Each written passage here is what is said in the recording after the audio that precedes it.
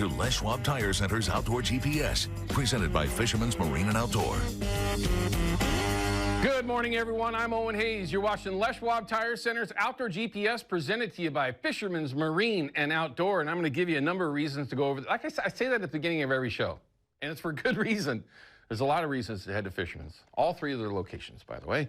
But today, we got a special guest in the studio. We have Dominic Aiello. He is with Kershaw. We're going to talk about their upcoming warehouse sale, and all of you were very excited about that last year. They were buried. People walk around or sort of waiting around the building trying to get in to take advantage of this warehouse sale. It's going through the 6th through the 8th of December. So we're going to talk about that, of course, what you can expect when you go over to the warehouse there in Tualatin. But, of course, if I got Dominic in here, he's a crazy duck hunter like I am. If we don't talk a little duck hunting, I'll just be upset with myself because I get the chance to talk about it. But we're going to cover some ground with him. He also brought in some knives, and he wants to talk about some tech tips. We're going to utilize that in our Chevy Silverado Tech Tip of the Week, how to take care of different types of knives for storage, as well as other ways that you can make sure that your knives are always good to go. And this is by far my favorite. What's the name of this one again? The Livewire. We've talked about this particular out the front. Sorry for you folks up in Washington, but this is by far my favorite knife of all time. But we're going to do that, cover that ground with Dominic here in just a little bit, so make sure you pay attention. Also, though, we will have the info for you for this upcoming week. Looks like we're going to have water dropping out, which is going to make for some really good opportunities up and down the coast. If you are trying to get in on some late fall Chinook fishing, some of those rivers do close on the 1st of December. So based on those conditions, you might have a day or two before they close where you might have some success out there. Not all of them close on the 1st, so there are going to be some good conditions if you're like me. And it used to be my favorite month of the year to chase fall Chinook for a cast and blast kind of thing, but that's not the same anymore. But we'll have that info for you. Hopefully you can make a decision on what you want to do. And we'll check in with Carly Olson, find out what this weather is going to be like. It looks like it's going to be nice weather for Thanksgiving. Good, bad, whatever. At least it'll be good for travel for everyone that's trying to get to their families, no matter where it might be. So that's a good thing. Along with that, though, we're going to make sure that we get you lined up, and we have an entire segment set up just for your phone calls. So for some of those folks that called in yesterday that were unable to get in, it is called the North American Metals Hotline. Look at that, Ryan. I don't even have to look at it anymore. I got it figured out now. It's 503-548-6777. Questions, comments, reports, like always, we'd love to hear from you. And if you're out there listening or watching on your Fox 12 app, you can still call us, and you go right to the front of the line. Now, if you're in a duck blind, I prefer if you didn't, because you're going to distract me. I'm lying, and I'd love to hear from you. I want to see if you're having any success. It's been very interesting. We'll cover that in this upcoming segment, as we always do. But if you've been sending those photos over, a number of ways that you can do it. There's one that is the easiest way. If you've watched the show much, you know where I'm going to go with that. But let's show you some of the photos that everyone's been sending in.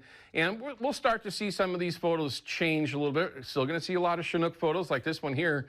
A 30-pounder Eddie Wilson. Now, if Eddie is 6'6", 340 pounds, that's a 30-pounder. I'm just giving him a hard time. I don't know how big the guy is, how big that fish is, but hey, could be an Oregon 30. We all heard of that. Another big ling. We had one of those on here yesterday, I think. Yeah, that is a toad. You know how old that fish is, everyone? It takes a long time to get to be that big and that delicious. Very cool. And here we go. Oh, pheasant hunt. Now that just made my stomach growl. Oh, look at the puppy. You getting on any pheasant hunting there, Dom? Occasionally. Look at that. That's just I wonder if those are wild.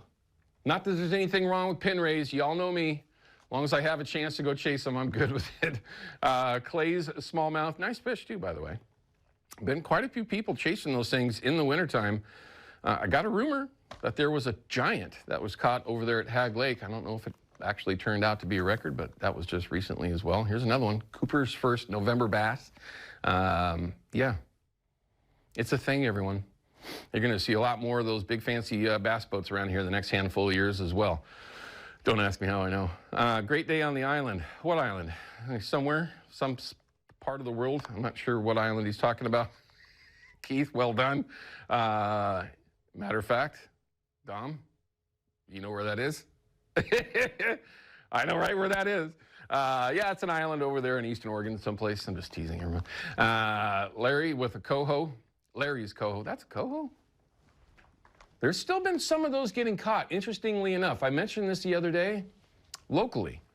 Not as many around as you might hope for, but it is that time of year. Nice job.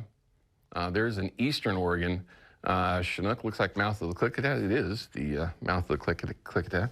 Cam, well done. That has certainly petered out by now. The reports I got this past week were bleak at best, but that could change. You just never know with that system. In the end, you can't catch them if you don't go. There's another nice Chinook right there. Wow. That's right there on the jaw, or excuse me, right there on the jetty. Oh, look at his hat. Look at that hat. That's one of our old school outdoor GPS hats. Very cool. Now, in the old days, I'd send him a gift or something, because that was the rule with the outdoor GPS hat. Very cool. Rick, thanks for sending that in. That's a throwback. When you can say it's a throwback, you've been around a little while. Roscoe and his edge rod. Look at that. Nice fish. We don't see a lot of largemouth.